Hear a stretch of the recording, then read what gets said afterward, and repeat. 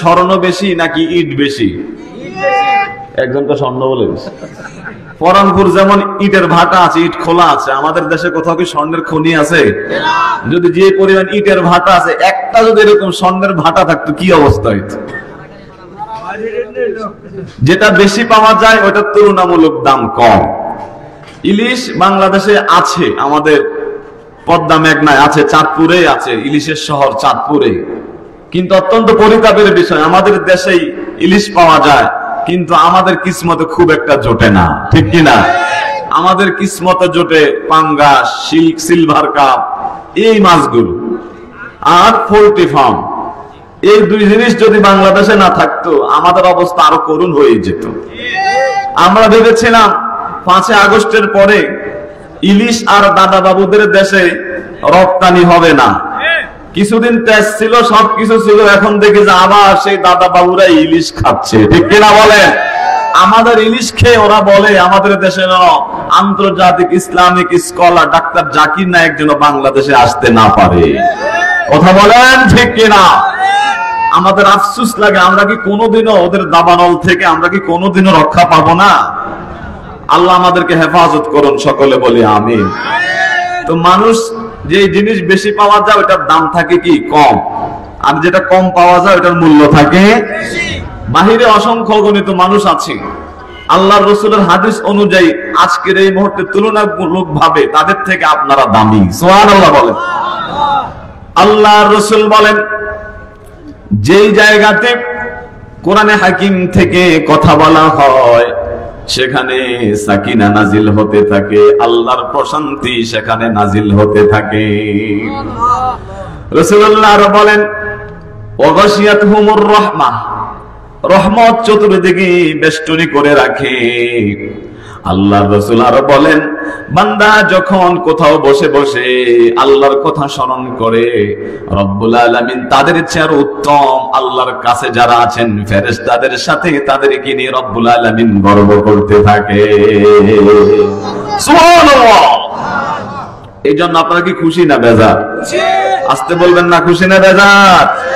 বলে আলহামদুলিল্লাহ।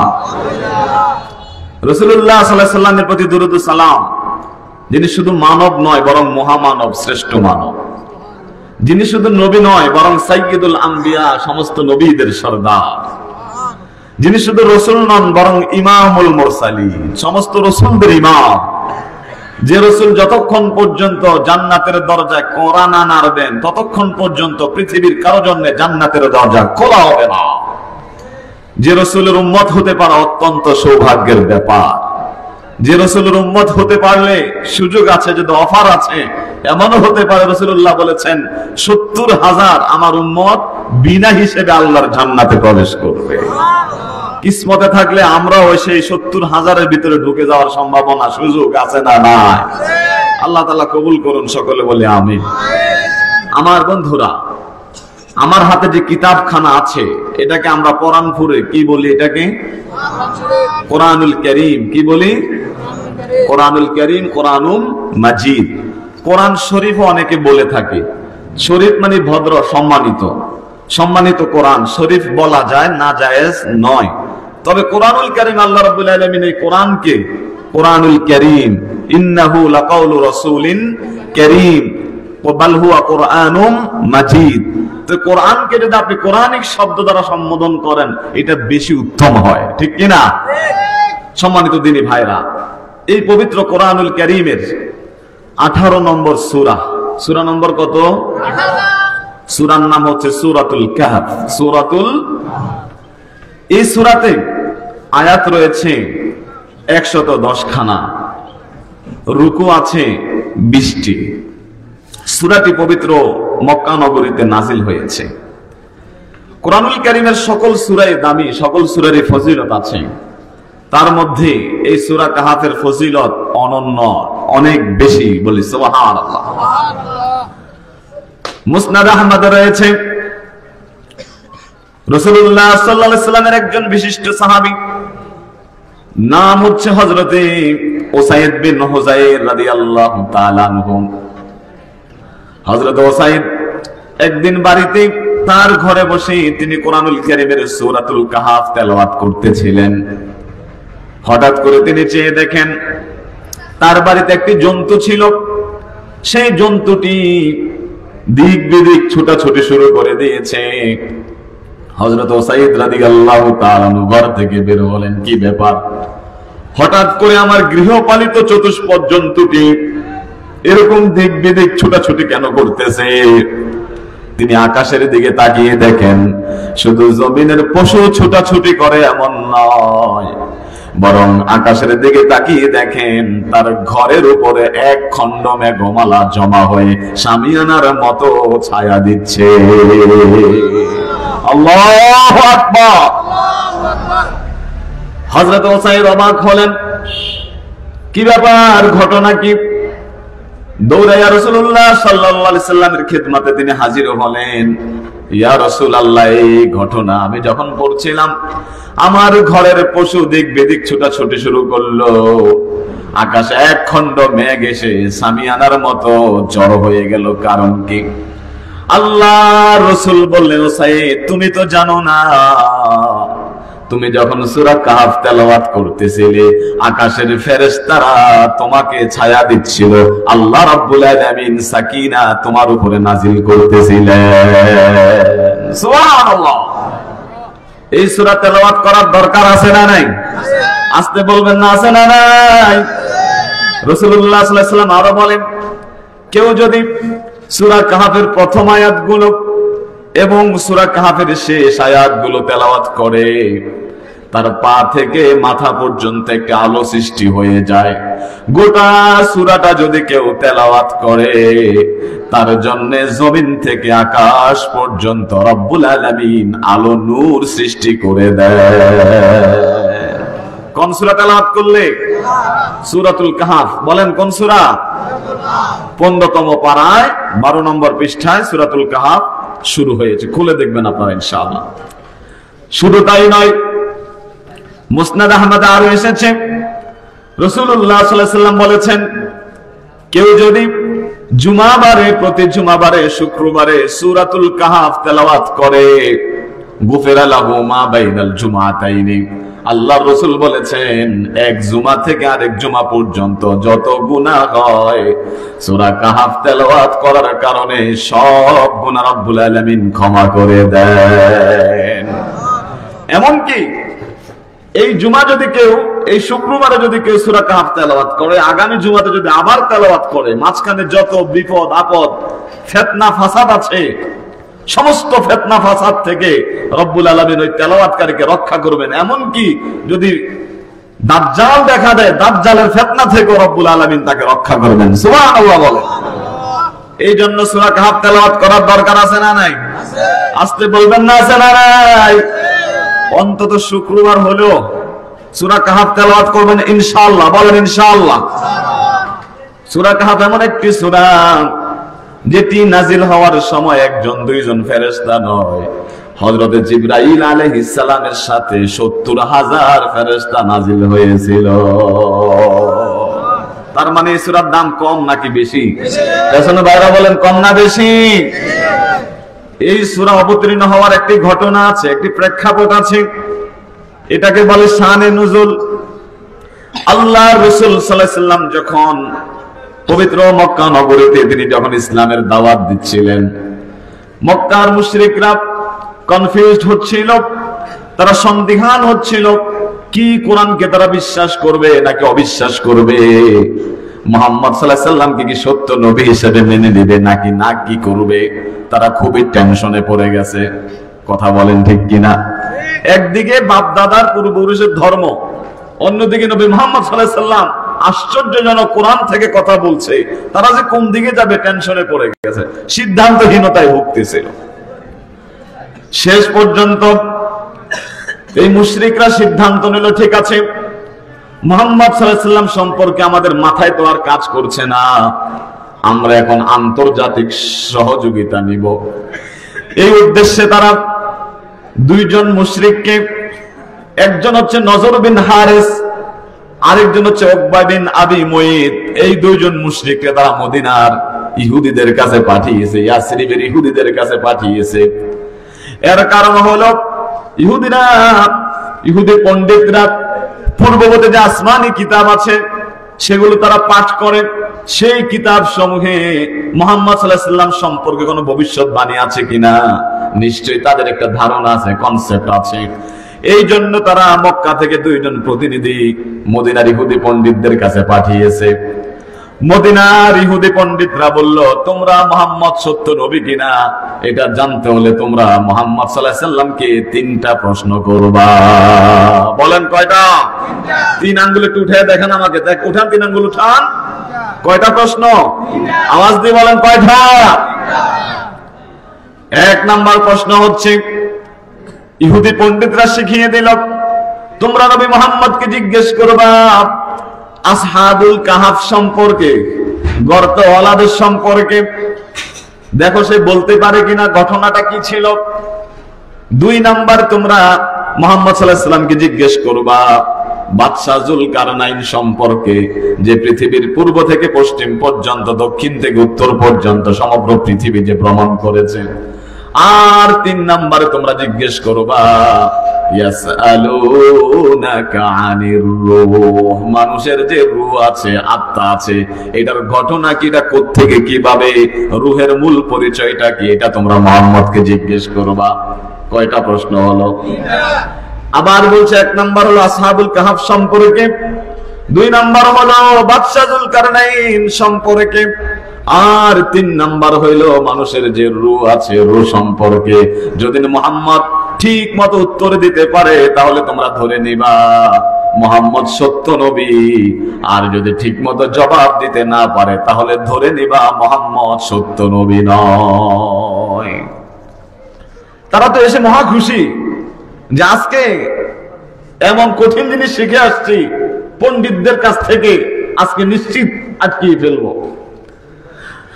রাসূলুল্লাহ সাল্লাল্লাহু আলাইহি ওয়াসাল্লামকে এসে জিজ্ঞাসা করা হলো এক এক করে 3টি প্রশ্ন আমাদের রাসূলকে জিজ্ঞাসা করা হলো। আল্লাহ রাসূল বললেন, ঠিক আছে, এগুলো কোনো কঠিন বিষয় নয়, আমি আগামীকাল এগুলোর জবাব আমি দিয়ে দিব। কবে দিবে বলছে? বলেন কবে? কবে?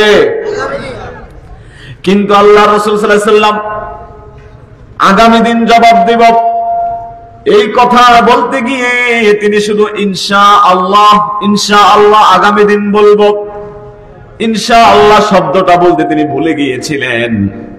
যার দরুন কি হলো, আগামীকাল যখন হলো ওহী আসলো না। কেননা রাসূলুল্লাহ তো নিজ থেকে জবাব দিতেন না, আল্লাহর রাসূল জবাব দিতেন। রব্বুল আলামিন আরশ আজিম থেকে হযরত জিবরাইলের মাধ্যমে রাসূলুল্লাহকে যা জানাতেন তিনি শুধু তাই বলতেন। কিন্তু দিন শেষ, জিবরাইল আমিন আসেনি। 1 দিন গেল, আসলো না। 2 দিন গেল, 5 দিন গেল, 10 দিন গেল, আসলো না, ওহী আসে না। অন্যদিকে মুশরিকরা ট্রল করা শুরু করেছে, ঠাট্টা মজা নেওয়া শুরু করেছে। হ্যাঁ, এই তো আটকা পড়ে গেছে মুহাম্মদ, এতদিন পর্যন্ত যেটাই জিজ্ঞেস করতাম সব বলে দিত। আজকে জায়গা মতো ধরেছি, 3টা প্রশ্ন করেছি, 1 দিনের সময় নিয়েছিল, কিন্তু 1 দিন তো শেষ। 10 দিন হয়ে গেল, 12 দিন হয়ে গেল, এখনো সে জবাব দিতে পারছে না, তার মানে শেষ। নাউজুবিল্লাহ বললেন না? কি বলেন, নবী কি শেষ? না, এটা হতে পারে না। আল্লাহ রাসূল সাল্লাল্লাহু আলাইহি সাল্লাম অনুতপ্ত হলেন। ঘটনা কি? 1 দিন নয়, 2 দিন নয়, 15 দিন পরে জিবরাইল আমিন ওহী নিয়ে এসেছেন। এই সূরা কাফ জিবরাইল একা আসেন নাই, সাথে আরো 70,000 ফেরেশতা নিয়ে এসেছেন। ওই ওহীতেই কেন ওহী আসতে বিলম্ব হলো এই কারণটা উল্লেখ করা হয়েছে। তাই তো সূরা কাহফে বলা হয়েছে, ওয়ালা তাকুলান্না লিশাইইন ইন্নী ফাইলুন যালিকা গাদা।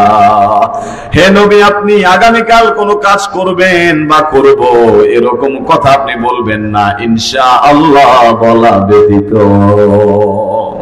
আচ্ছা, নবী যদি ইনশাআল্লাহ না বলাতে যদি 15 দিন বিলম্ব হয়, আমরা যারা তার গুনাহগার উম্মত আছি, নামাজের ঠিক ঠিকানা নাই, রোজার ঠিক ঠিকানা নাই, ইসলাম কিছু মানে কিছু সারি কোন রকম লেগে আছে আর কি। আমাদেরকে আচ্ছা আরো কঠিন পরিণতি হবে না? বাংলাদেশ থেকে ইনশাআল্লাহ শব্দ এখন মোটামুটি বিদায়ের পথে। সুবহানাল্লাহ, আলহামদুলিল্লাহ, এগুলো শুধু ওয়াজ মাহফিল, আর কোথাও চলে না, ঠিক কিনা? এখন আসছে ওয়াও, কি আসছে? ও মাই গড, থ্যাংক ইউ, এগুলো আসছে, ঠিক কিনা? এগুলো বিজাতীয় শব্দ। কোন মুসলমান যদি কোন মুসলমানের কোন উপকার করে, থ্যাংক ইউ নয়, বলতে হবে জাযাকাল্লাহু খায়রান, ঠিক কিনা বলে? মানে তুমি যে আমার কাজটা করেছো, আল্লাহ এর চেয়ে উত্তম কিছু আল্লাহ তোমাকে দান করুন। এটা হলো আমাদের মুসলমানদের সংস্কৃতি। আগামীকাল আমি বিদেশে যাব ইনশাআল্লাহ, আমি ঢাকায় যাব ইনশাআল্লাহ, এই কাজটা করব আমি ইনশাআল্লাহ। নট শিওর, ডেফিনেটলি এরকম বলা, অবভিয়াসলি এরকম বলা যাবে না। ইনশাআল্লাহ যদি আল্লাহ চান তাহলে আমি করব, না হয় নাই, ঠিক কিনা? আমার বন্ধুরা, কোনো কিছু দেখে ওয়াও নয়, ও মাই গড নয়, বলতে হবে সুবহানাল্লাহ। কি বলতে হবে? কোন অন্যায় হয়ে গেলে, বেফাস কথা হয়ে গেলে, কারো মনে দুঃখ দিলে, ও শিট, শিট না, বলতে হবে আস্তাগফিরুল্লাহ। কি বলতে হবে? এগুলো আমাদের সংস্কৃতি, ঠিক কিনা বলেন? এই হলো সূরা কাহফ অবতীর্ণ হওয়ার একটি প্রেক্ষাপট বা শানে নুজুল। এখন আসুন আমরা আমাদের মূল আলোচনায় ফিরে যাচ্ছি। আমি আমার খুতবায় পবিত্র কোরআনুল কারীমের সূরা কাহফের 9 নম্বর আয়াত তেলাওয়াত করেছি। ইনশাআল্লাহ আপনারা থাকবেন তো? ইনশাআল্লাহ কিছুক্ষণ থাকবেন।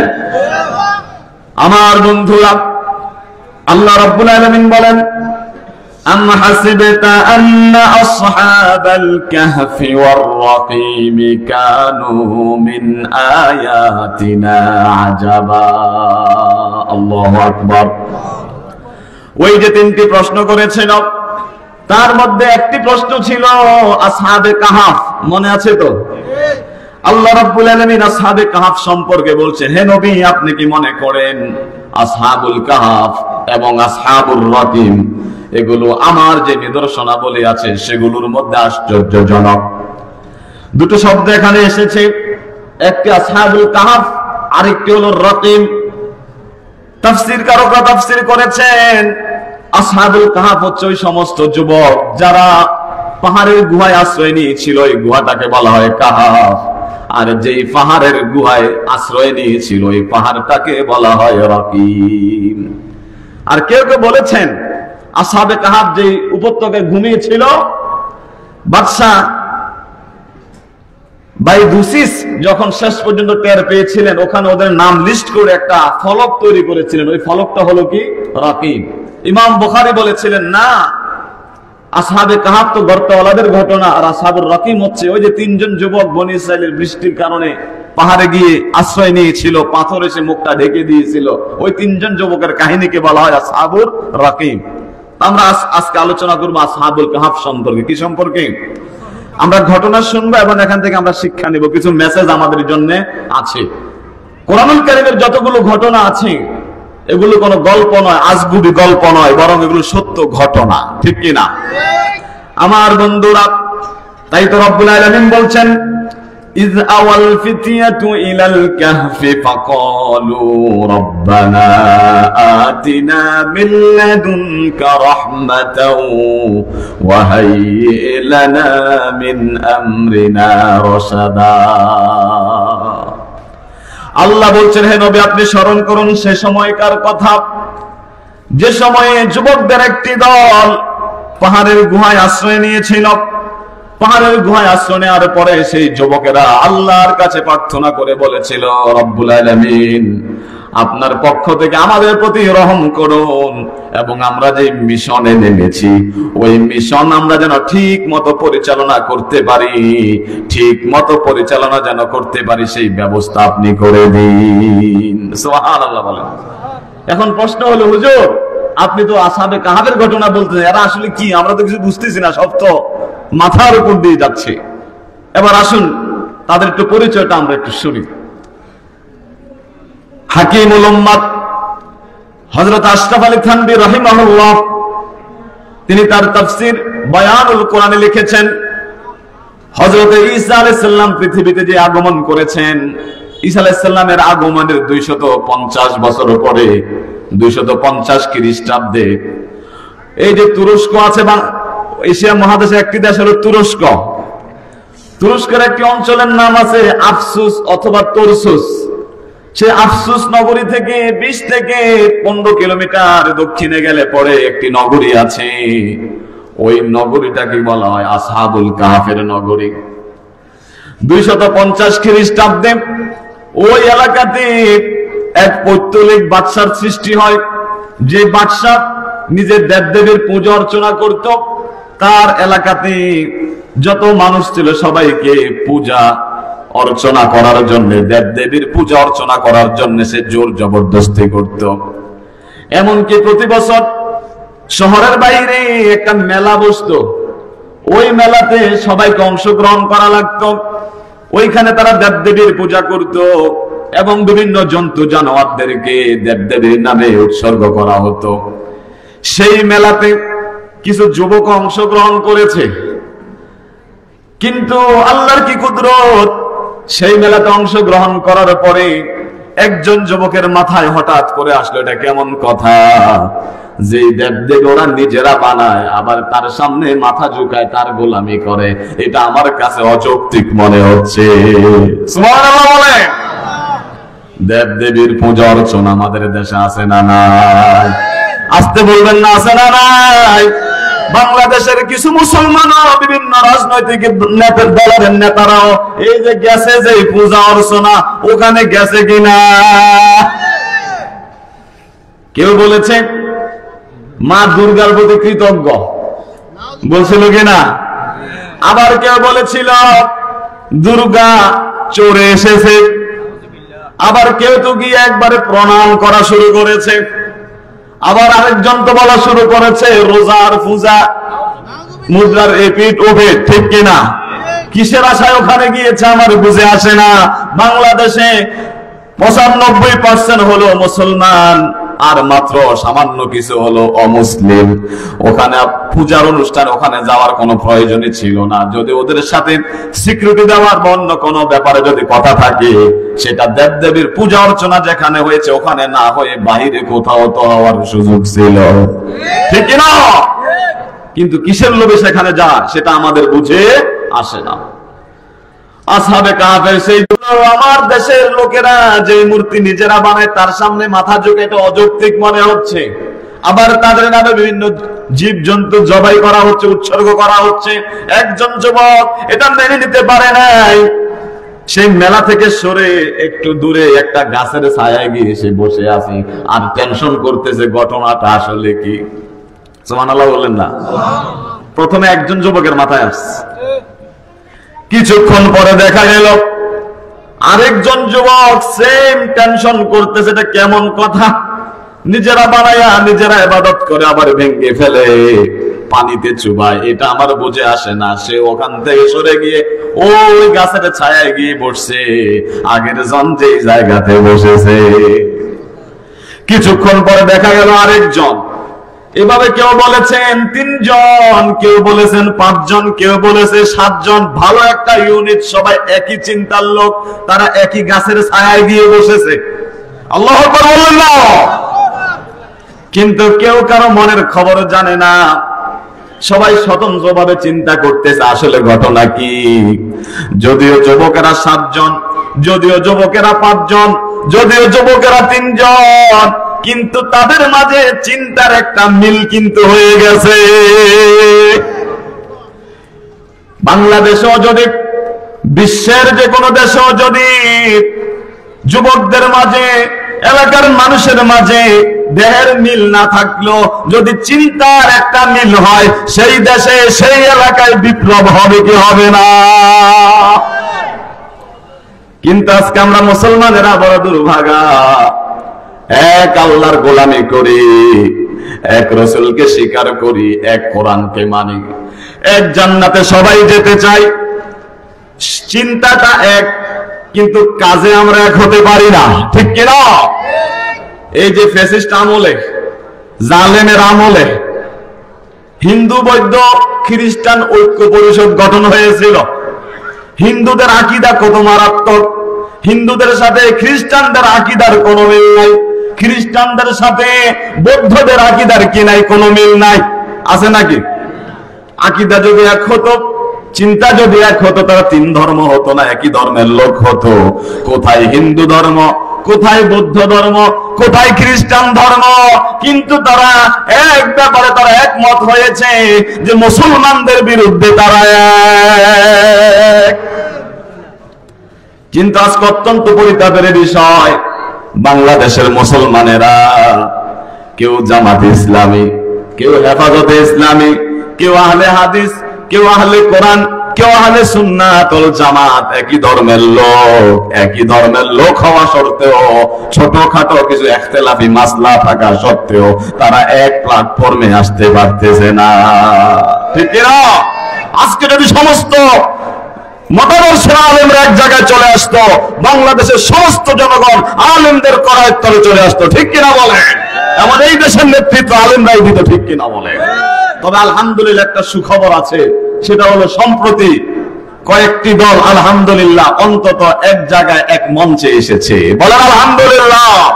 আমরা আশা করি ইনশাআল্লাহ যে সমস্ত ওলামায়ে কেরাম এখনো পিছিয়ে আছে, তারা ওই বৃহত্তম ঐক্যের সাথে তারা একমত হবে।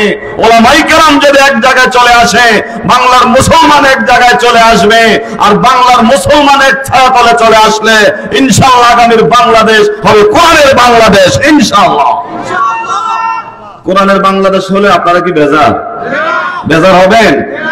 কোরআন কি শুধু জামাত ইসলামীর জন্য? কোরআন কি শুধু হেফাজত ইসলামের জন্য? কোরআন সমস্ত দলের জন্য, সমস্ত মুসলমানের জন্য, সমস্ত মানুষের জন্য কোরআন। আমরা যারা মুসলমান, আমরা কোরআনের ছায়া তলেই আমরা আসতে চাই। ঠিক কিনা বলে?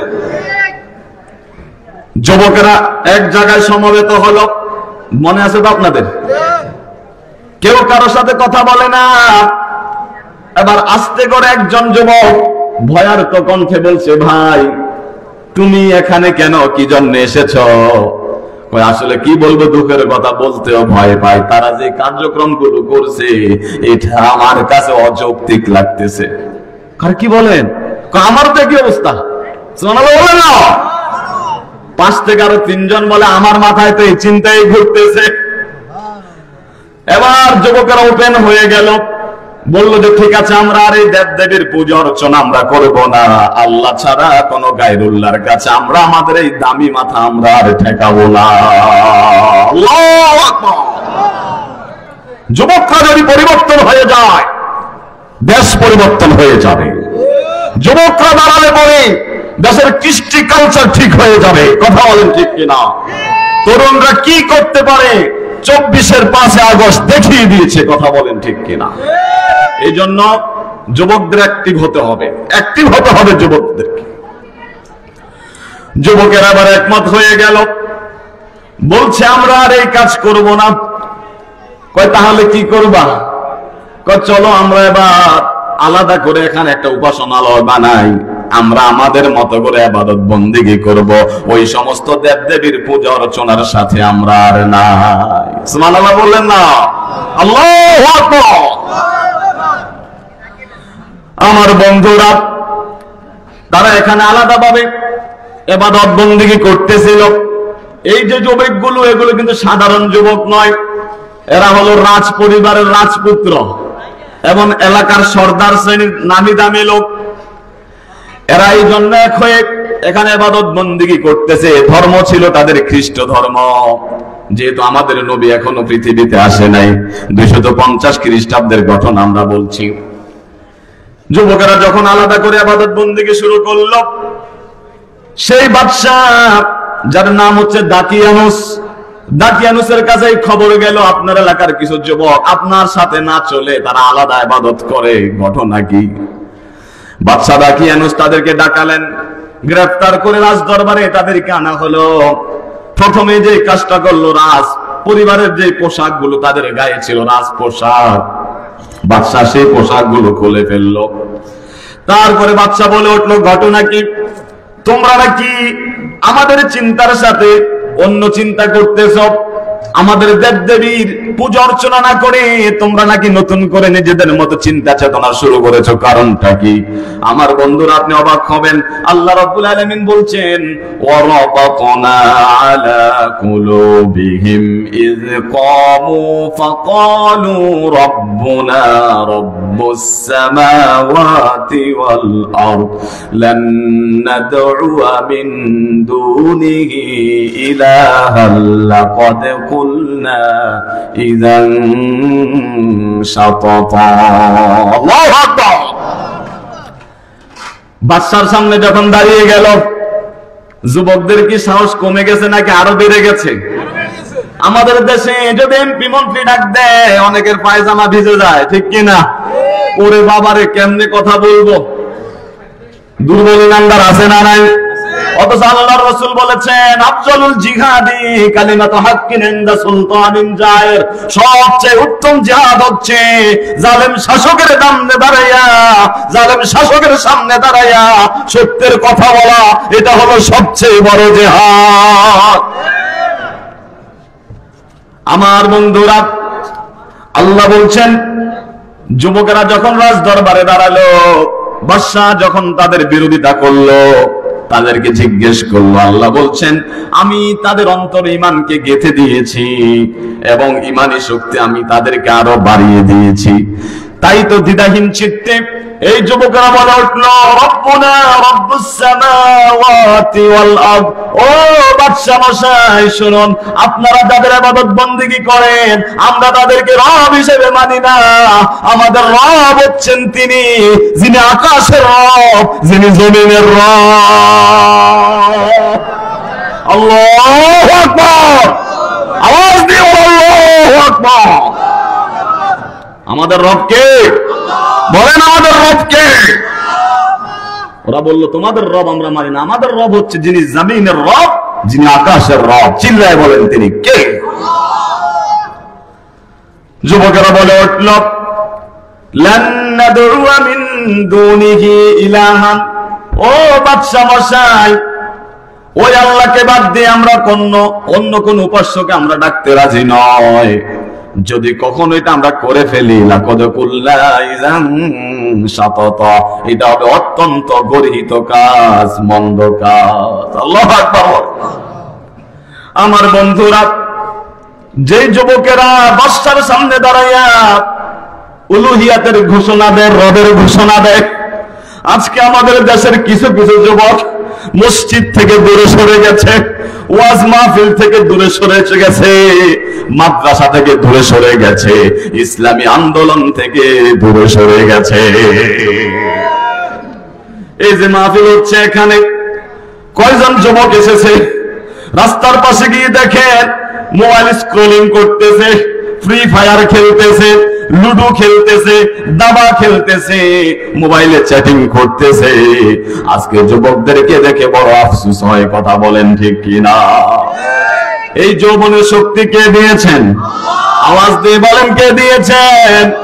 আল্লাহ রাব্বুল আলামিন বলছেন, আল্লাহুল্লাযী খালাকাকুম মিন দুআফিন সুম্মা জাআলা মিন বা'দি দুআফিন কুওয়া সুম্মা জাআলা মিন বা'দি কুওয়াতিন দুআফান ওয়া শাইবা ইয়াখলুকু মা ইয়াশা'উ ওয়া হুয়াল আলীমুল কাদির। আল্লাহু আকবার বলেন। আল্লাহ বলছেন, ও মানুষ শোনো, আমি তোমাদেরকে দুর্বল করে সৃষ্টি করেছি। শিশু যখন ছিলাম তখন কি শক্তিশালী ছিল নাকি? শিশু করে যখন মায়ের গর্ভ থেকে আমরা যখন বের হয়েছি, কেউ খাওয়ালে আমরা খেয়েছি, কেউ মুখে পানি দিলে পান করেছি, কেউ কিছু দিলে পেয়েছি, না হয় নাই। পায়খানা করে দিয়েছি, সরে গিয়ে পায়খানা থেকে একটু আলাদা হবো সেই সামর্থ্য আমাদের ছিল না। কোনটা ভালো কোনটা মন্দ কোনো কিছু আমাদের জানা ছিল না। আল্লাহ বলছেন, ও মানুষ, তোমাদেরকে আমি দুর্বল করে সৃষ্টি করেছি। শৈশবের দুর্বলতা কাটিয়ে আমি তোমাদেরকে তারুণ্য দিয়েছি, যৌবনের শক্তি দিয়েছি। সুবহানাল্লাহ বলেন। এই যৌবনের শক্তি কে দিয়েছে? আওয়াজ দিয়ে বলেন, কে দিয়েছেন? ওই আল্লাহ যৌবনের শক্তি সম্পর্কে আবার জিজ্ঞেস করবেন কিনা? আজকে যারা অফলাইনে অনলাইনে বেহায়াপনা অশ্লীলতা নিয়ে যৌবনের শক্তি পেয়ে আল্লাহকে বলে গিয়ে রাসূলকে বলে গিয়ে ইসলাম থেকে দূরে সরে গিয়ে অবস্থান নিয়েছো, আল্লাহর কসম করে বলছি তোমার এই তারুণ্য আল্লাহ দিয়েছেন, এই তারুণ্যের শক্তি তুমি কোন পথে ব্যয় করেছো আল্লাহর কাঠগড়ায় তোমাকে জবাব দিতে হবে। আমার বন্ধুরা, তারপর রব্বুল আলামিন বলছেন সুম্মা জাআলা মিন বাদি কুওয়াতিন দুআফা ওয়া শাইবা। ছিলা তুমি শিশু, কিচ্ছু জানতা না, খুবই দুর্বল ছিলাম। শৈশব কৈশোর পেরিয়ে আমি তোমাকে দিলাম যৌবন, তারুণ্য। এখন তুমি তারুণ্য পেয়ে আল্লাহকে বলে গিয়েছো, গাদ্দারি শুরু করেছো, কোরআনের বিরোধিতা শুরু করেছো, ওয়াজ মাহফিল ভালো কাজ ছেড়ে দিয়েছো। ও বান্দা শোনো, কিছুদিন পরেই তোমার এই তারুণ্যের পরেই আমি তোমাকে আবার দুর্বল বানিয়ে দিব। আবার বুড়ো হবে না? ঠিক একজন শিশু যেরকম ছিল, কেউ দিলে খেত, না দিলে নাই। একজন মুরব্বী যে হাঁটতে চলতে পারে না, তার অবস্থা শিশু থেকেও আরো মারাত্মক। শিশুকে তো সবাই আদর করে, নানায় কোলে নেয়, নানিয়ে নেয়, দাদায় নেয়, অমুকে নেয়, তমুকে নেয়। একটা মায়া আছে, একটা আশা আছে, এই ছেলে একদিন বড় হবে, আমাকে মিষ্টি খাওয়াবে, পান কিনে খাওয়াবে।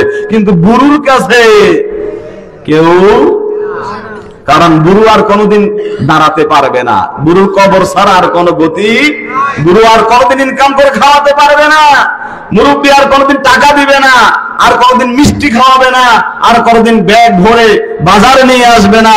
মুরব্বীর নো চান্স, এই জন্য মুরব্বীর কোনো দাম। আল্লাহ বলছেন ওয়াসাইবা, দুর্বল করে দেবে, একদম বুড়ো বানিয়ে ফেলবে রে বান্দা। ওদের শরীরে যতক্ষণ শক্তি আছে আল্লাহর কাজ করো, আল্লাহর গোলামি করো। সুবহানাল্লাহ বলেন। আমার বন্ধুরা, এই এলাকার যুবক ভাইদেরকে আমি বলছি, অফলাইনে অনলাইনে যারা দেখছেন আপনাদেরকে বলছি, হাতে পায়ে কপালে চুমু দিয়ে বলছি রে যুবক, আল্লাহর পথ ছেড়ে দূরে সরে যেও না। এই যৌবনের শক্তি, এই যৌবনের শক্তি তোমার চিরকাল থাকবে না। আল্লাহর রাসূল বলছেন ইগতানিম খামসান ক্বাবলা খামসিন, খুব খেয়াল করে শুনুন। রাসূলুল্লাহ সাল্লাল্লাহু আলাইহি সাল্লাম বলেছেন, পাঁচটা জিনিস আসার আগে পাঁচটা জিনিসকে গনিমত মনে করো, খুব মূল্য দাও। তার মধ্যে এক নাম্বার হচ্ছে শাবাবাকা ক্বাবলা হারামিক। শাবাবাকা ক্বাবলা হারামিক, বার্ধক্য আসার আগে যৌবনকে গুরুত্ব দাও। সুবহানাল্লাহ বলেন। বার্ধক্য আসার আগে যৌবনকে, যারা মুরব্বী আছে তারা কত আফসোস করে, লাইতা শাবাবু ইয়াউদ, যতই তরুণ হতে চায় কিন্তু তারুণ্য একবার যার শেষ হয়ে গেছে, সেই তারুণ্য আর কোনোদিনও ফিরে আসবে না। ঠিক কিনা?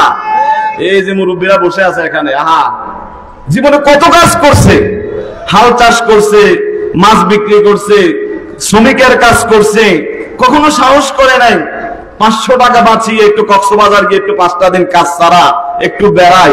হাজার শখ সামনে ছিল, কিন্তু পরিবারের দিকে তাকিয়ে হাজার শখকে মিটিয়ে দিয়েছে, একটু আনন্দ করে নাই, কোথাও ঘুরতেও যায় নাই আমাদের দিকে তাকিয়ে। ঠিক কিনা বলে? কিন্তু এখন মুরব্বী দিন শেষে এখন দেখে যে ছেলেদের জন্য নিজে পান না খাই আম পাতা খাইছিলাম, যাদের জন্য এত কষ্ট করেছি, আজকে তারা এত বেশি অবহেলা, লাঞ্ছনা, গঞ্জনা আমাদেরকে দিচ্ছে। আহারে, যদি আবার যুবক হতে পারতাম, যদি আবার ফিরে যেতে পারতাম, যদি সেই শক্তি থাকতো, এবার যুবক হওয়ার পরে এই বেঈমানদেরকে শিক্ষা দিয়ে ছাড়তাম। কথা বলেন ঠিক কিনা? কিন্তু সেই সুযোগ তো আর, সেই সুযোগ তো আর। আমার বন্ধুরা, 2 নাম্বার হচ্ছে রাসূলুল্লাহ বলেছেন ওয়াসিহাতাকা ক্বাবলা সুকমিক, অসুস্থতা আসার আগে সুস্থতাকে গনিমত মনে করো, নিয়ামত মনে করো। 3 নাম্বার অগিনাকা ক্বাবলা ফাকরিকা, দরিদ্রতা আসার আগে সচ্ছলতাকে গনিমত মনে করো। 4 নাম্বার রাসূলুল্লাহ বলেছেন ওয়াফারাগাকা ক্বাবলা শুগুলিক, ব্যস্ততা আসার আগে তুমি যে অবসর আছো ওই অবসরটাকে কাজে লাগাও। 5 নম্বরে রাসূলুল্লাহ বলেছেন ওয়াহায়াতাকা ক্বাবলা মাউতিকা, মৃত্যু আসার আগে তুমি জীবনটাকে মূল্যায়ন করো। সুবহানাল্লাহ বলেন। আমার বন্ধুরা, যুবকরা বাদশার সামনে দাঁড়িয়ে বলল আমাদের রব কে? যারা বলেন না আমাদের রব কে, এবার বাদশা বলল, যুবকেরা তোমাদের দুঃসাহস দেখে আমি অবাক হয়েছি। তোমাদেরকে রাজ পরিবারের সন্তান তোমরা, তাই আজকে নগদে তোমাদেরকে মৃত্যুদণ্ড দিলাম না, তোমাদেরকে একটু সুযোগ দিলাম। তোমরা চিন্তা ভাবনা করো, তোমরা কি আমাদের সাথে থাকবা নাকি তোমরা যে চিন্তায় আছো সেটাই করবা। তোমাদেরকে একটু অবকাশ দেওয়া হলো, সুযোগ দেওয়া হলো, চিন্তা ভাবনা করে আমাদেরকে সিদ্ধান্ত জানাবে। সেদিন যদি সিদ্ধান্তে অনড় হও, যদি সেদিন আমাদের বিরুদ্ধাচরণ করো, সেদিন মৃত্যু থেকে, আমাদের হাত থেকে তোমাদেরকে কেউ রক্ষা করতে পারবে না। ছেড় দেওয়া হলো যুবকদেরকে।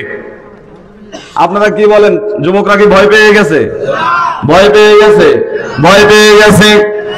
আজকে গত 15 বছর ধরে যারা বাংলাদেশে লুণ্ঠন জ্বালিয়েছে, আগুন জ্বালিয়েছে, মানুষকে আঘাত করেছে, ঘরে ঘুমোতে দেয় নাই, লজিং এ থাকতে দেয় নাই, ম্যাচে থাকতে দেয় নাই, মসজিদের ইমাম সাহেব পর্যন্ত যাদের কাছে নিরাপদ ছিল না, যাদের টর্চার এত বেশি চলেছে, গ্রাম থেকে শহর পর্যন্ত কোথাও তাদের জুলুম নির্যাতনের কোনো ঘাটতি ছিল না। এই সমস্ত জালেমরা আজকে বিদেশের বাড়িতে বসে বসে আমাদের সেই তরুণদেরকে তারা হুমকি দেয়। আমরা কি ঘুমিয়ে যাব? ইনশাআল্লাহ মুসলমানের শরীরে যতক্ষণ রক্ত আছে, বাংলাদেশের মানুষের শরীরে যতক্ষণ রক্ত আছে, ফাসিক, বেঈমান, জালেম, চাঁদাবাজ, টেন্ডারবাজদের জন্য বাংলার জমিনকে আর ছেড়ে দেওয়া হবে না, হবে না, হবে না ইনশাআল্লাহ। আপনারা কি একমত? যদি গঞ্জ না ছেড়ে দিব তো ছেড়ে দেন, ছেড়ে দেন, দিয়ে দেখেন কি হয়। আমার বন্ধুরা, যুবকরা বলে উঠল, ঠিক আছে আমরা সিদ্ধান্ত জানাবো আপনাদেরকে। এবার যুবকেরা সেখান থেকে আস্তে আস্তে করে সরে গেল। 3, 5 অথবা 7 জন যুবক সেখান থেকে সরে গিয়ে তারা পরামর্শ করলো কি করা যায়, অবস্থা তো খারাপ। বলছে দেখো এই বাদশার সাথে আমরা পারবো না, তার জনবল বেশি, সে উগ্র। যদি আমরা সত্যি আল্লাহর ইবাদত করতে চাই, আমাদেরকে এই পরিবেশ ছেড়ে অন্য পরিবেশে চলে যেতে হবে, যেখানে আমরা নির্বিঘ্নে এক আল্লাহর গোলামি করতে পারবো। রাতের আধারে যুবকদের ইউনিট, এই দলটি, তারা ওই এলাকা ছেড়ে একটি বিশাল পাহাড়ের একটি গুহাতে গিয়ে তারা কি নিল? আশ্রয় নিল। যে প্রশস্ত একটি গুহা, এটাকে বলা হয় কাহাফ। যা আমরা এখানে নির্বিঘ্নে যতদিন বেঁচে থাকে আমরা এখানে কি করব? ইবাদত বন্দেগী করব, কারো কোনো ভয় আমাদের থাকবে না। সুবহানাল্লাহ বলেন। আমার বন্ধুরা, যুবকেরা এখন কোথায় বলেন তো? এইদিকে মানুষে বলে না কোথায় আছে, নাকি চা দোকানে আছে, কোরআনপুর বাজারে গেছে?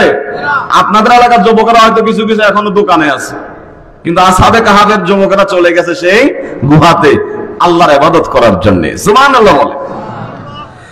আমার বন্ধুরা, সেই গুহাতে গিয়ে যুবকেরা বলে উঠল, হে আমাদের রব, আমরা তো ইবাদত করার জন্য, তোমার গোলামি করার জন্য অন্য কোন পরিবেশ পাইনি, তাই আমরা পাহাড়ের গুহাতে আশ্রয় নিলাম। আল্লাহ তুমি আমাদের প্রতি রহম করো, আমরা যে মিশন নিয়ে এখানে এসেছি আমাদের মিশনকে সাকসেস করার সাহায্য করো। সুবহানাল্লাহ বলেন। আল্লাহ সাহায্য করবেন কিনা? করবেন, করবেন, করবেন। এখনো কি সে সাহায্য আছে? আছে। কোরআন আমাদের জন্য এই জন্য বলেছে, এই ঘটনা দিয়েছে, তোমরা হতাশ হইও না যুবকেরা, তোমরা যদি ঈমানদার হও তোমাদের জন্য আল্লাহর সাহায্য অবধারিত। সুবহানাল্লাহ। আমার বন্ধুরা, যুবকেরা যখন পাহাড়ে গেল, আল্লাহ রাব্বুল আলামিনের সাহায্য তাদের উপরে শুরু হয়েছে। আল্লাহ রাব্বুল আলামিন বললেন, فضربنا على آذانهم في الكهف سنين عددا। যুবকদের ইউনিট যখন পাহাড়ে চলে গেল, রব্বুল আলামিন তাদের কানের মধ্যে নিদ্রার ঘুমের পর্দা ঢেলে দিলেন। তারা ঘুমায় গেছে। কি হয়ে গেছে? আলা আযানিহিম, উজনুন আযান মানে কান। সুবহানাল্লাহ বললেন না? আচ্ছা, ঘুম কি চোখে আসে নাকি কানে আসে? যারা বলেন না কোন জায়গায় আসে, এখনো তো কয়েকজন ঝিমাইতেছেন, বলেন ঘুম কি চোখে আসে নাকি কানে আসে? তো কোরআন তো আইনুন না বলে বলছে উজনুন। কোরআন বলছে চোখে, কানের কথা, চোখের কথা তো বলে নাই। কারণ কি?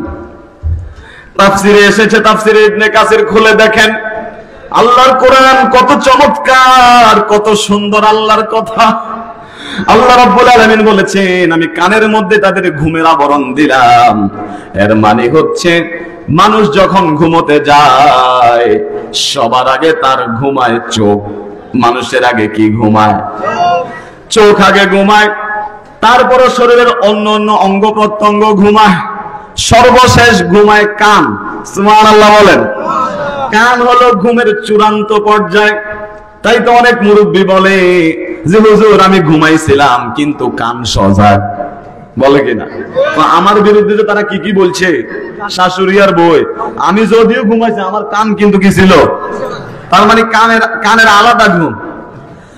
আবার যদি বাড়িতে বিদ্যুৎ না থাকে, প্রচন্ড গরম থাকে, মুরব্বী ঘুমাইয়া যায় চোখ বন্ধ করে কিন্তু হাত পাখা, ঘুমাইয়া গেছে কিন্তু তারপরও কিছুক্ষণ হাত চলে। আবার ইদানিং যুবকেরা মোবাইল স্ক্রলিং করতে থাকে, মোবাইলে চ্যাটিং করতে করতে ফিটিং দিতে দিতে ঘুমায়। কখন যে ঘুমাইয়া গেছে এখনো মোবাইল চলতেছে। পরে মা এসে, বাবা এসে, স্ত্রী এসে মোবাইলটা বন্ধ করে দেয়। তার মানে সবার আগে কি ঘুমায়? সবার আগে ঘুমায় চোখ, তারপরে অন্য অন্য অঙ্গ প্রত্যঙ্গ, হাত, সর্বশেষ ঘুমায় কে?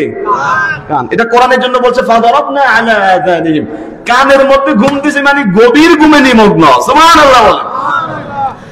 আবার যখন আমরা সজাগ হই ঠিক এর বিপরীত, সজাগ হওয়ার সময়, ঘুমানোর সময় কান সবার শেষে ঘুমাইলো, কিন্তু সজাগ হওয়ার সময় সবার আগে কান সজাগ হয়। আপনারা আজান শুনে ঘুম ভাঙে নাকি আগে চোখ খোলেন তারপর আজান শোনেন? শব্দ আসলে পরে কি হয়? ঘুম ভাঙে। কান আগে সজাগ হয়, কানের পরে হাত সজাগ হয়, পা সজাগ হয়, চোখ কিন্তু তখনও সজাগ না।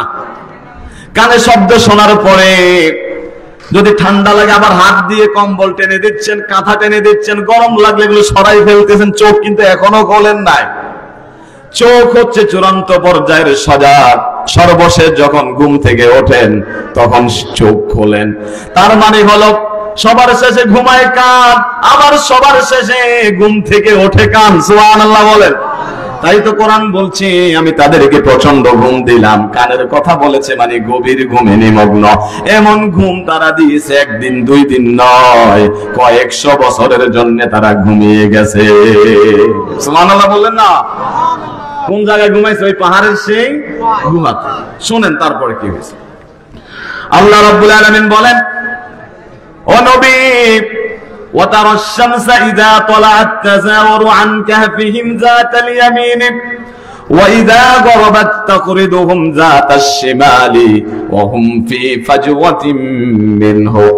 হে নবী, আপনি যদি তখন থাকতেন, সেই আসহাবে কাহফের যুবকেরা যেই পাহাড়ে ঘুমিয়েছিল, যেই গুহাতে ঘুমিয়েছিল, আপনি যদি সেই গুহার দিকে আপনি নজর দিতেন, আপনি দেখতে পেতেন পূর্ব দিক থেকে সূর্য যখন উদিত হয়, সূর্য ওই গুহার ডান দিকে দক্ষিণ দিকে পাশ কেটে চলে যায়।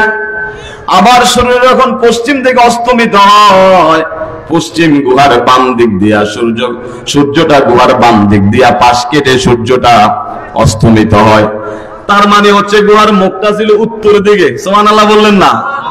সূর্য উঠলে একটা অংশ আলো ভিতরে ঢুকতো, বাকিটা চলে আসতো কিছুক্ষণ আলো দেওয়ার পরে।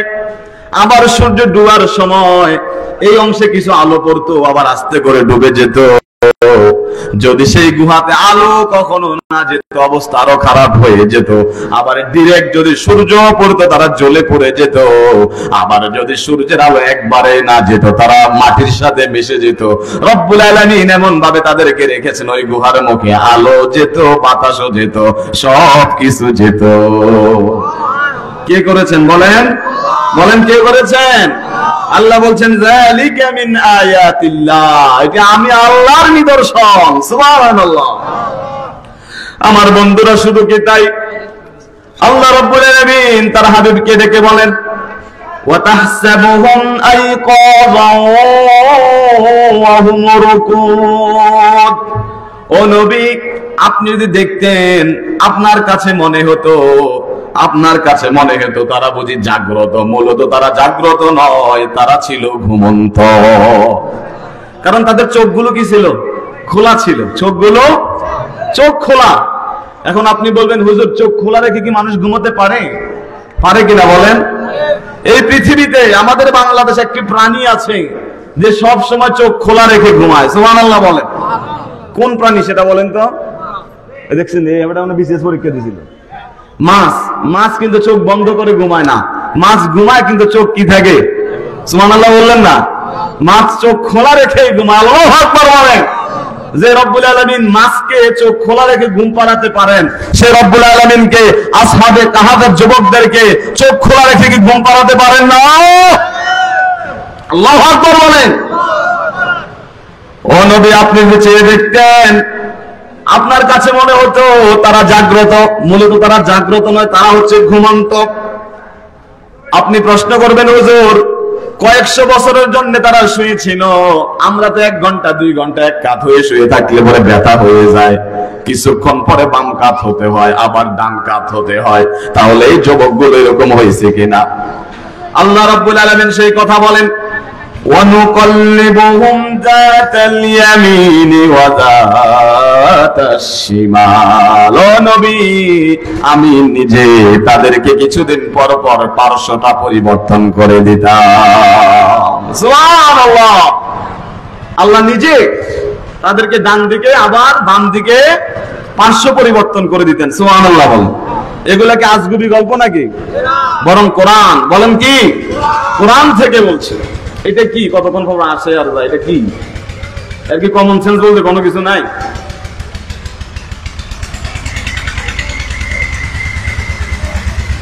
এটা হলো শয়তান আছে বটবডি রূপে। শয়তান কি রূপে আসছে বলেন না? শয়তান কি রূপে আসছে?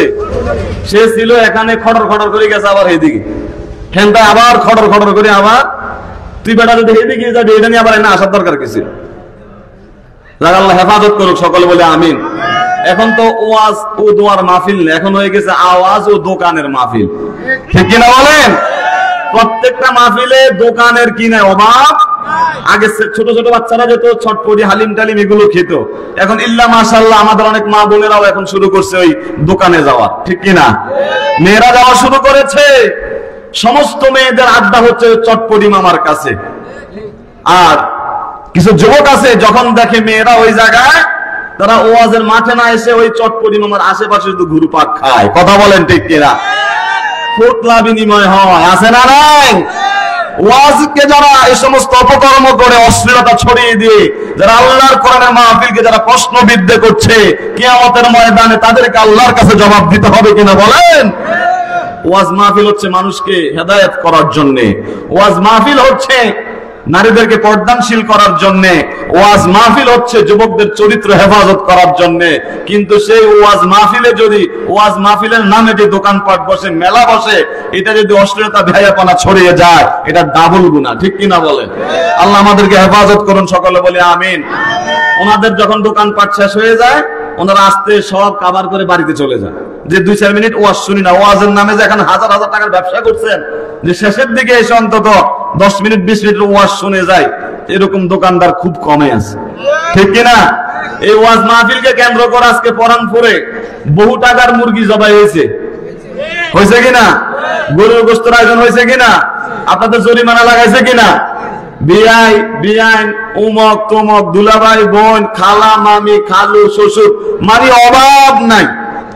যেই পরিমাণ লোক ওয়াজের নাম দিয়ে আজকে মুরগি খাওয়ার জন্য এখানে আসছে, গরু খেয়ে অলরেডি নাক ডেকে ডেকে ঘুমাইতেছে, এরকম বহু মেহমান আছে ওয়াজের নামে ধুমাইয়া খাইছে, কিন্তু ওয়াজের 2 মিনিটের জন্য বসে নাই। এরকম মেহমান এই এলাকায় নাই। আমরা তো সব মেহমান ভালা, সবাই এখন ওয়াজে আছে। কি অবাক করা কাণ্ড! আপনি ওয়াজের নামে মুরগি খেলেন, গরু খেলেন, খাসি খেলেন, বিরিয়ানি খেলেন, সব ওয়াজের নামে চালাইলেন। 10 মিনিট আপনার ওয়াজে বসার সুযোগ হয় নাই। অন্তত 10 মিনিট ওয়াজে বসে মুরগি, গরু আর বিরিয়ানিটা হালাল করে যান। কথা বলেন ঠিক কিনা? যে সমস্ত মেহমানরা শুয়ে গেছে, আমার মা বোনদেরকে বলবো আপনার বিয়ারে উঠাইয়া দেন, যে ওয়াজের নামে সব কাজে ওয়াজ ফালাই, তুই এই কারবার এখানে চলবে না, যান এখন ওয়াজ শুনে। কথা বলেন ঠিক কিনা? আর নাইলে আগামী বছর থেকে ওয়াজ হবে, কোন মুরগি জবাই হবে না, মুরগি বন্ধ। তোমাদের মতো মেহমান আসারও দরকার না, তারা শুধু খাই ঘুমাইয়া যায়, মাহফিলে আসে না। রাগ হইতেছেন? এগুলো বলার দরকার আছে না নাই? আমার বন্ধুরা, আল্লাহ বলছেন আমি ওই যুবকদেরকে 500 পরিবর্তন করাইয়া দেই। সুবহানাল্লাহ। ওই যুবকদের সাথে একটা কুকুরও ছিল। ওয়াকালবুহুম বাসিতুন যিরাইহি বিল ওয়াসিদ। আল্লাহ বলছেন ও নবী, আপনি যদি চেয়ে দেখতেন আপনি দেখতে পেতেন ওই গুহার মুখে একটি কুকুর বাহু প্রসারিত করে বসা ছিল। সুবহানাল্লাহ বললেন না? ওই কুকুরের নাম হচ্ছে কিতমির। কুকুরের নাম কি? আসহাবে কাহাফের সাথে থাকার কারণে সেই কুকুরের মর্যাদাও বাড়িয়ে দিয়েছেন কে? আজকে আমাদের বহু দেশে আজকে বাংলাদেশে শুরু হয়েছে কুকুর লালন পালন, আছে না নাই? এত পরিমাণে কুত্তা ভক্ত, যেই পরিমাণ মানুষ ভক্ত না। কুকুরের জন্য কুকুরকে ডাক্তার দেখায়, ভ্যাকসিন দেয়, কুকুরের জন্য খাবার নিয়ে আসে, কুকুর নিয়ে ঘুমায়, কুকুর নিয়ে ঘোরে, মানুষ নিয়ে ঘোরে না। এরকম 2-4 জন আছে না নাই? আজকে স্পষ্ট করে বলতে চাই, হাদিসে এসেছে যেই ব্যক্তি কুকুর লালন পালন করবে, শুধুমাত্র 3টা কারণে কুকুর লালন পালন করা জায়েজ। কয়টা কারণে? 3টা কারণে আপনি কুকুর পালতে পারবেন। 1 নাম্বার, কুকুরটা শিকারী কুকুর হইতে হবে। মানে আগে এক সময় কুকুর দিয়া, প্রশিক্ষিত কুকুর দ্বারা ওই বনের হরিণ অন্যান্য হালাল জন্তু জানোয়ারদেরকে শিকার করে আনা হতো। যদি শিকারী কুকুর হয় তাহলে আপনি কুকুর পালতে পারবেন, সুযোগ আছে। 2 নম্বর হচ্ছে, আগে এক সময় মানুষের ক্ষেত খামার করত, কৃষি কাজ করত।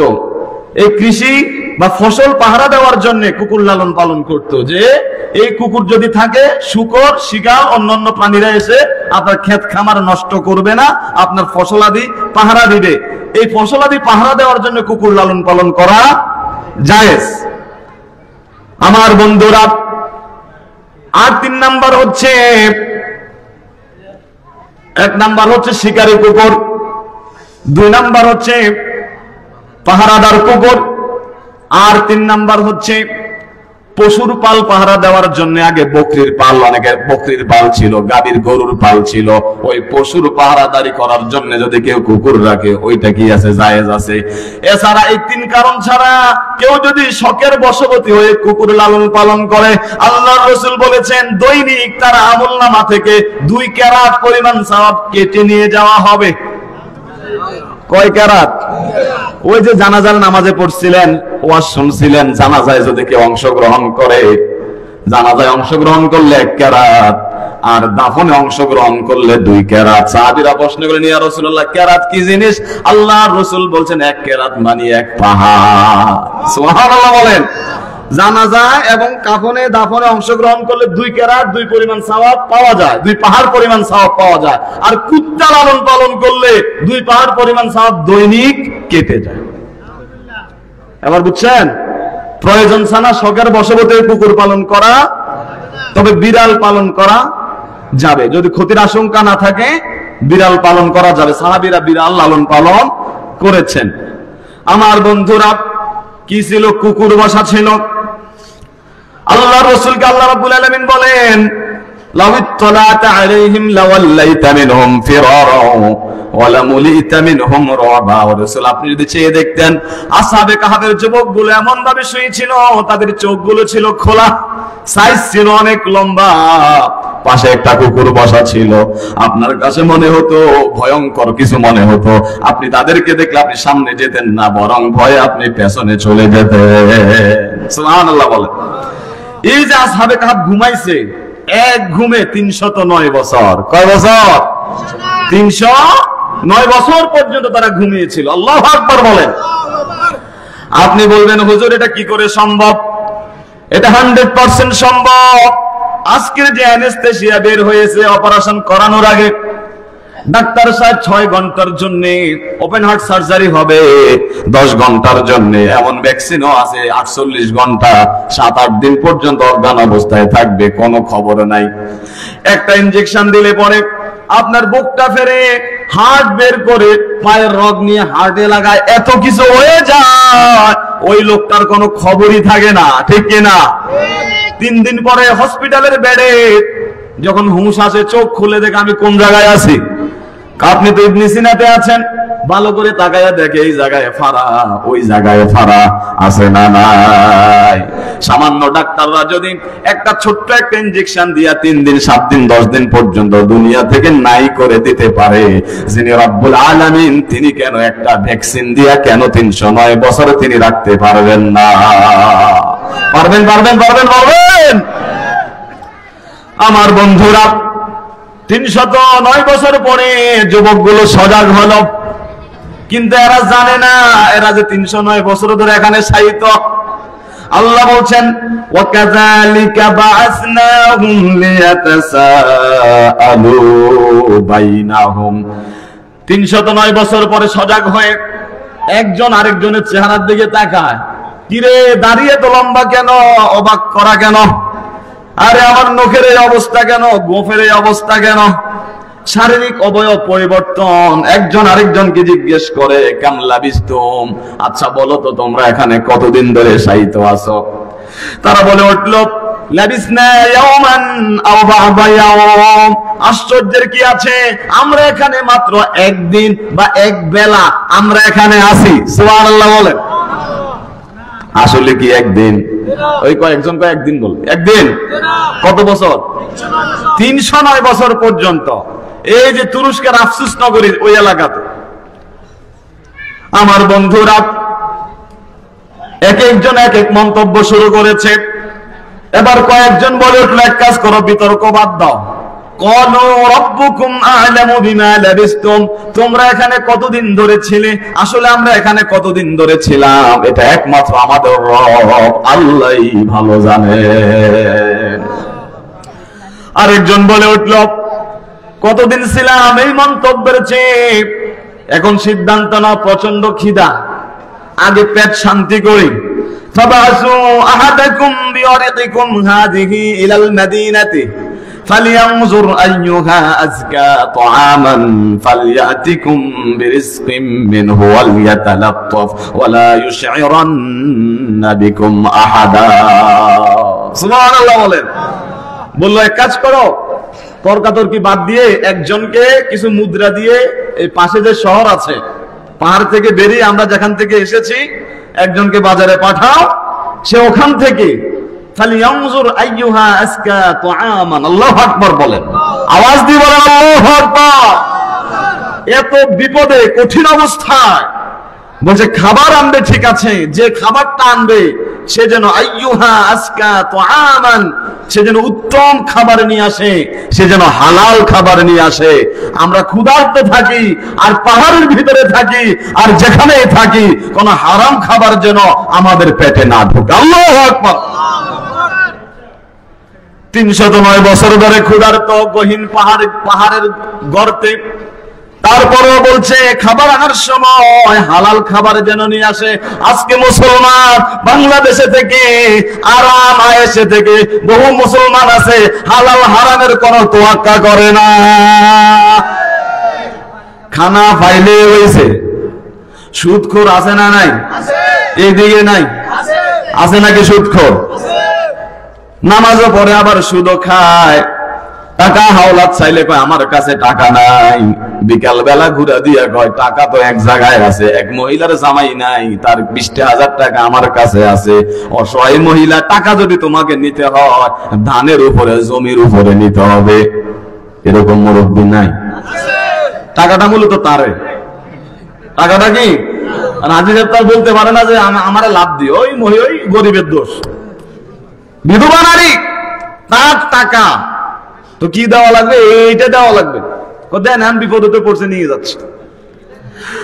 আমার বন্ধুরা ঘুষখোর আছে না নাই? ভূমি অফিসও কম না বেশি? ইউনিয়ন পরিষদে এখন একটু কম, আগে একটু কি ছিল? সচিব বাবার নামাজও পড়ে, হুজুর জোহরের জামাত দাঁড়ায় গেছে, আপনি একটু দাঁড়ান আমি নামাজটা পড়ে আসি। নামাজটা পড়ে এসে 100 টাকার সরকারের কাজ, 5,000 দেন, আইডি কার্ড নিবন্ধন যা দরকার সব চলে আসবে, শুধু টাকা ফালান। আছে না নাই? ওই ভূমি অফিসে যান, 1170 টাকার খারিজ। আজান দিছে, নামাজ পড়ে আসি, আইসা বলে 1170 টাকার খারিজ, এটাতে ভেজাল আছে, এই আছে সেই আছে, ঝামেলা আছে, 20,000 লাগান। আছে না নাই? কি মুরব্বী ঠিক আছে নি কথা? হ্যাঁ আছে নাকি? আবার নামাজও পড়ে, তো আজান দিতেছে কথা বন্ধ রাখেন, আজানের জবাব দেন। আমার বন্ধুরা, আপনি হাজি হন, গাজী হন, সরকারি বেসরকারি কর্মকর্তা কর্মচারী হন, মোল্লা হন, মৌলভী হন, যদি আপনার শরীরে হারাম ঢোকে, রাসূল বলেছে লা ইয়াদখুলুল জান্নাতা জাসাদুন গুজিয়া বিল হারাম, যেই দেহে হারাম গিয়েছে, হারামের অর্থ দ্বারা যেই দেহ গঠিত হয়েছে, ওই দেহ কখনো জান্নাতে যাবে না। ওই যে নামাজের বাইরে এবং ভিতরে 13 ফরজ কোরআনপুর নুরানি মাদ্রাসায় পড়ায়, শরীর পাক, কাপড় পাক, নামাজের জায়গা পাক, 17 টাকা কেবলামুখী অক্ত মতো নামাজ পড়া, নামাজের নিয়ত করা আছে না নাই? ওই যে 1 নাম্বার হলো শরীর পাক, 1 নাম্বার কি? নামাজ কবুল হওয়ার 1 নাম্বার শর্ত হলো শরীর পাক। এই শরীর পাক দ্বারা দুইটা অর্থ বোঝায়, একটা হচ্ছে বাহ্যিক, আপনার কাপড়ে পোশাক পরিচ্ছদে কোথাও নাপাকি আছে কিনা, থাকলে সেটা থেকে পাক হওয়া। আর আরেকটা অর্থ আছে, আপনি যে শরীর নিয়ে মসজিদে নামাজে দাঁড়াচ্ছেন, ওই শরীরে কোনো হারাম রক্ত আছে কিনা, থাকলে ওই রক্ত পরিবর্তন করে হালাল হয়ে পাক হয়ে নামাজ আদায় করা। কথা বুঝতে পারছেন আমার বন্ধুরা? তার মানে নামাজি হারাম খেতে পারবে না, বেনামাজি খাইতে পারবো? হ্যাঁ, কয় নামাজও পড়ে সুদও খায়, তো আমি নামাজও পড়ি না সুদও খাই, এটা বলা যাবে না। সে নামাজ পড়ে, এটার জন্য সে আল্লাহর কাছে পুরস্কার পাবে, নামাজের পুরস্কার।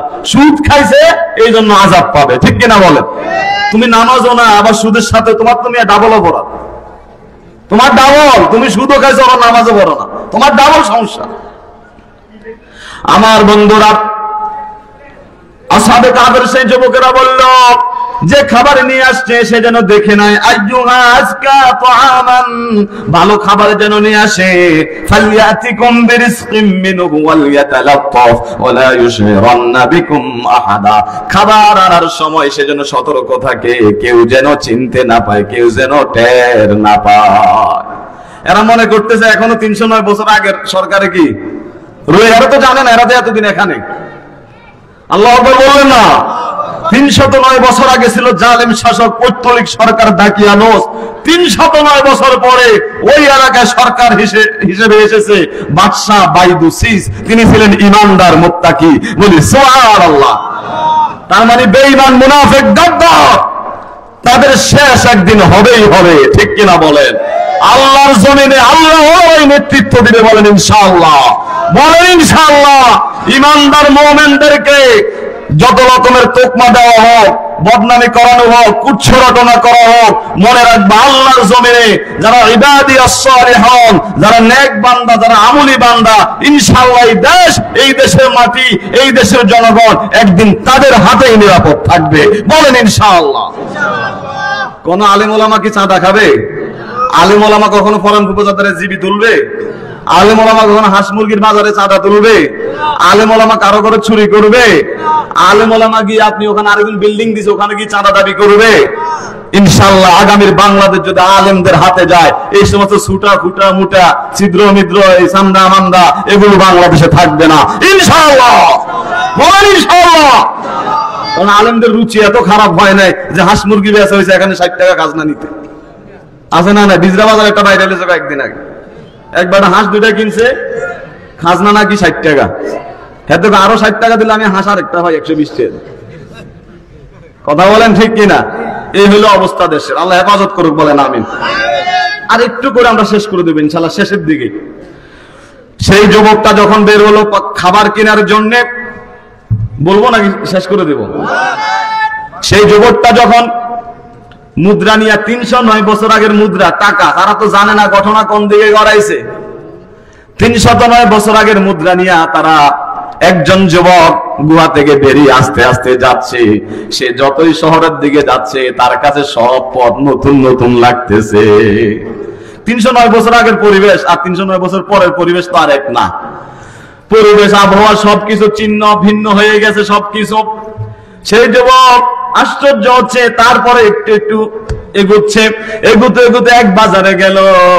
যেই লোকে তাকে দেখে হা করে তাকাইয়া থাকে, কারণ 309 বছর আগের সাইজের মানুষ আর 309 বছর পরের সাইজ কিন্তু এক না। কথা বলেন ঠিক কিনা? এই যে আমাদের দেশে দেখেন না, বেগুন গাছ লম্বা হয় কিন্তু মহিলা কি হয় না, পুরুষও মাঝে মাঝে আছে না নাই? বেগুন গাছ দিন দিন লম্বা হইতেছে, কিন্তু আমরা পুরুষ মানে মানুষ লম্বা হয় না, বেগুন গাছ লম্বা হইতেছে। আমি বহু মানুষকে দেখেছি, ওই যে কিয়ামতের আলামত, আমি অবশ্যই কোনো কোরআন হাদিসে পাইনি, শুনেছি আর কি। আদম আলাইহিস সালাম তো সবচেয়ে লম্বা, এটা হলো হাদিস। তার থেকে মানুষ শর্ট হতে হতে এক সময় নাকি টোঁটা দিয়া মানুষ বেগুন পারবে। অলরেডি এই সময় কিন্তু চলে আসে, কোন কোন এলাকা চলে আসে, হয়তো এদিকে আসে না আর কি। আমার বন্ধুরা, 309 বছর আগের সাইজের মানুষকে দেখে সবাই তাকাইয়া থাকে। ওই লোক আশ্চর্য, তারাও আশ্চর্য। যেতে যেতে এক দোকানে যায়, গিয়ে কিছু খাবার নেয়, রুটি নেয়, টাকা হিসেবে 309 বছর আগের মুদ্রা দেয়। দোকানদার সাইজ দেখে আর মুদ্রার দিকে দেখে, ঘটনা কি? এই মুদ্রা আর এই সাইজের মানুষ কোত্থেকে এলো রে? মানুষ জড়ো হয়ে গেছে, তাকে ধরা হলো। প্রশাসনের লোক আসলো, তাকে নিয়ে যাওয়া হলো বাদশাহ বাইদুসিসের দরবারে। তিনি কিন্তু ইমানদার, সুবহানাল্লাহ বললেন না? কিন্তু সেই সময়ে সেই নগরীতে আরেকটা বিতর্ক শুরু হয়েছিল। সেটা হলো, কিছু কিছু লোক বলতো, ওয়াকাযালিকা আ'সারনা আলাইহিম লিয়া'লামু আন্না ওয়া'দাল্লাহি হাক্কুন ওয়া আন্নাস সাআতা লা রাইবা ফিহা। কিছু কিছু লোক এই বিশ্বাস করতো যে মানুষ মরে গেলে শেষ, আর কখনো জীবিত হয় না, দুনিয়ায় শেষ, মানুষের মৃত্যুর পরে হাসর অনুসর বলতে, জান্নাত জাহান্নাম বলতে কিছুই নাই। এটা অবাস্তব। নাউজুবিল্লাহ বললেন না? ঠিক ওই সময় যখন তর্কাতর্কি চলছে, একদল বলছে এটা অবাস্তব, মরে গেছে তো শেষ, আর জীবিত হবে না। আরেক দল বলছে না, এটা বাস্তব। যেমন আমরা মায়ের গর্ভে ছিলাম, কিছুই জানি না, এটা যেরকম একটা অজানা, সামনে কিছু হবে জানি, তবে এটা যখন দেখবো তখন প্র্যাকটিক্যালি কি হবে, বিশ্বাস হবে। আসহাবে কাহফে সেই যুবক বাদশার সামনে দাঁড়িয়ে বলল, বাদশা মহোদয়, আমি তো জানি না ঘটনা কি ঘটছে, আমি তো জানি আমি এত বছর আগে 250 খ্রিস্টাব্দের লোক, আমি এই এলাকার সবচেয়ে জালেম শাসক দাকিয়ানুস, সে কাঁপতেছে, খবরদার তার কাছে খবর পাঠাবেন না, সে মেরে ফেলবে আমাদেরকে। যুবকের মুখে এরকম কথা শুনে বাদশা বাইদুসিস তাকে আশ্বস্ত করলো, তুমি ভয় পেও না, আগের সেই শাসক এখন আর নাই, কুফরি মতবাদের সেই শাসক এখন আর নাই। আমি এসেছি, আমরা আল্লাহ বিশ্বাস করি, এই জনপদের মানুষ এক আল্লাহ বিশ্বাস করে, তোমাদের ভয়ের কোনো কারণ নাই। চলো, তোমরা কোথায় আছো, তোমার কোন সাথী সঙ্গী আছে, তাদের সাথে আমরা দেখা করি। বাদশা এবারে যুবকের পিছু নিল, লোকেরা হাঁটা শুরু করলো। আস্তে আস্তে পাহাড়ের কাছে পর্যন্ত যখন আসলো, সেই যুবক বলে উঠছে, বাদশা মহোদয়, আমি তো আর আপনার এই ঘটনা জানেন, কিন্তু আমার সঙ্গে যারা ভিতরে আছে তারা তো কিচ্ছু জানে না। হঠাৎ করে যদি তারা আপনাদেরকে দেখে হয়তো আতঙ্কিত হতে পারে। আপনি যদি পারমিশন দেন, আমি একটু ভিতরে ঢুকি, ঢুকার পরে তাদের কাছ থেকে একটু পারমিশন নেই, ঘটনা খুলে বলি, হয় তারা বেরিয়ে আসবে, না হয় আপনাদেরকে আমন্ত্রণ জানাবে। হঠাৎ করে যাওয়া মনে হয় ঠিক হবে না। বলে, ঠিক আছে, আমরা এখানে দাঁড়িয়েছি, তুমি যাও। পাহাড়ে এলাকা বাঁকা পথ দিয়া সেই আসহাবে কাহফের একজন যুবক পাহাড়ের ভিতরে চলে যায়। গিয়ে যখন সাথী সঙ্গী সবাইকে যখন সবকিছু খুলে বলে, যুবকের আশ্চর্য হলো। আল্লাহর কাছে দোয়া করেছিলাম, আল্লাহ যেন আমাদেরকে রহম করে, আমাদের মিশনকে সাকসেস করে। আল্লাহ বুঝি এবারে আমাদেরকে সাহায্য করেছেন, কঠিন মুসিবতে, কঠিন বিপদে তিনি বুঝি আমাদেরকে 309 বছর পর্যন্ত এভাবে ঘুমিয়ে রেখেছিলেন। আলহামদুলিল্লাহ, সত্যি সত্যি আল্লাহর শুকরিয়া আদায় করে শেষ করা যাবে না। সুবহানাল্লাহ বলে। কেউ কেউ বলেছেন, যুবক ভিতরে ঢোকার পরে এই যুবক আর বেরিয়ে আসছে না। আবার কেউ তাফসীর করেছেন, অন্যান্য যুবকেরা বলল, দরকার নাই, আমরা যেভাবে থাকি, আল্লাহ আমাদেরকে যেভাবে রেখেছেন আমরা সেভাবে থাকতে চাই, আমরা আর বাহিরের জগতে যেতে চাই না। শেষ পর্যন্ত বাদশা অনেক খোঁজাখুঁজি করলো। কিছু দূর যাওয়ার পরে লাইনটাই আর খুঁজে পেল না। আল্লাহ রাব্বুল আলামিন ওই গুহার মধ্যে ওই যুবকদেরকে কিয়ামত পর্যন্ত মৃত্যু দিয়ে দিলেন। আল্লাহু আকবার। দেশের মানুষ আশ্চর্য হলো যে রব্বুল আলামিন 309 বছর পরে ঘুম থেকে জাগ্রত করতে পারে, মৃত্যু থেকে আবার জীবিত করতে পারে। অবশ্যই আমাদের মৃত্যুর পরেও 309 বছর নয়, 909 বছর নয়, হাজার হাজার বছর পরেও ওই রব্বুল আলামিন আমাদেরকে ঘুম থেকে, মৃত্যু থেকে আবার জীবিত করতে পারবেন। পারবেন কিনা বলেন? পারবেন পারবেন পারবেন। তাই আমি বলবো যুবকেরা, আল্লাহর রাসূল বলেছে তোমাদের ব্যাপারে, আল মুমিনুল কাওয়িয়্যু খায়রুন ওয়া আহাব্বু ইলাল্লাহি মিনাল মুমিনিদ দাঈফ। আল্লাহর কাছে প্রিয় হচ্ছে শক্তিশালী ঈমানদারেরা। সুবহানাল্লাহ বলেন। দুর্বল থেকেও আল্লাহ রাব্বুল আলামিন শক্তিশালী ঈমানদারদেরকে বেশি পছন্দ করেন। আমার ভাইরা, আজকে যারা যুবক আছেন, আপনারা যারা আছেন শুনেন, রাসূলুল্লাহ বলেছেন কিয়ামতের দিন 5টি প্রশ্নের জবাব দেওয়া ছাড়া কোন মানুষ এক পাও নাড়তে পারবে না। আল্লাহু আকবার বলেন। এক কদমও চলতে পারবে না হাসরের দিন 5টি প্রশ্নের জবাব দেওয়া ছাড়া। জবাবগুলো রেডি করেন। আল্লাহর রাসূল বলেছেন 1 নাম্বার প্রশ্ন করা হবে আন উমরিহি ফিমা আফনাহু। ওই মানুষকে প্রশ্ন করা হবে, তুমি তোমাকে রব্বুল আলামিন যে হায়াত দিয়েছিলেন, সে হায়াতটা তুমি কোন কাজে ব্যয় করেছো? যে আল্লাহ যে আমাদেরকে হায়াত দিয়েছেন, সবচেয়ে দামি জিনিস, এই হায়াত কোন কাজে ব্যয় করতেছি পুঙ্খানুপুঙ্খানুভাবে আল্লাহর কাছে হিসাব দিতে হবে। 2 নম্বর প্রশ্ন হবে ওয়ান শাবাবিহি ফিমা আবলাহু। আল্লাহ রাব্বুল আলামিন আমাদেরকে যে যৌবনের শক্তি দিয়েছেন, ওই যৌবনের শক্তি সম্পর্কে জিজ্ঞেস করবেন, যৌবনের শক্তিটা তুমি কোন কাজে ব্যয় করেছিলা? কি ইন্টারনেট দেখতে দেখতে ব্যয় করছো? অবৈধ সম্পর্কের সাথে জড়িয়ে ব্যয় করছো? নাকি ইয়াবা গাঁজা খেয়ে যৌবনের শক্তি ব্যয় করছো? নাকি মানুষের ঘরে চুরি ডাকাতি করে খুন খারাপি করে ব্যয় করেছো যৌবনের শক্তি?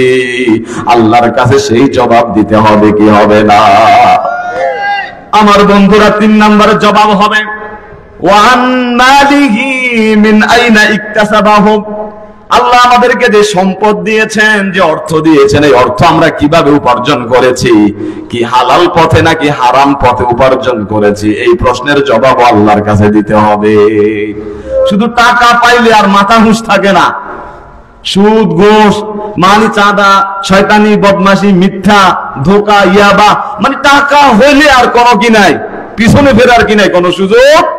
এই অর্থ যে উপার্জন করছেন দেশে বিদেশে, আল্লাহর কাছে জবাব দিতে হবে অর্থ কিভাবে আপনি বানিয়েছেন। কোন মানুষ বৈধ পথে আঙ্গুল ফুলে কলা গাছ হতে পারে না। যারা কোটিপতি হয়, নিশ্চয় এটার পিছনে কিছু না কিছু একটা, বৈধ পথে কোটিপতি হওয়া খুবই কঠিন, খুবই কঠিন। টাকা পেয়েছেন, বিশাল বিল্ডিং বানিয়েছেন, ডুপ্লেক্স, তারপরে জমি কিনেছেন, পরানপুর বাজার, বিজরা বাজার, মুদাফুল বাজার, কুমিল্লায় বাড়ি করছেন, ঢাকা শহরে বাড়ি করে আর গর্ব করেন যে আমার ঢাকাতেও ফ্ল্যাট আছে, প্লট আছে, এই আছে সেই আছে। মানে বলে আর মিটমিটে একই হাসে। হুজুর এখানে দাঁড়াইলে এই যত দূর পর্যন্ত দেখা যায় সব জমি আমার, বলে কিনা? কি খুশি, আমার জমি, আমার বাড়ি, এই দোকান 5টাই সিরিয়াল, এগুলো শুধু আমার, বলে কিনা? খুব খুশি, খুব মজা, তাই না?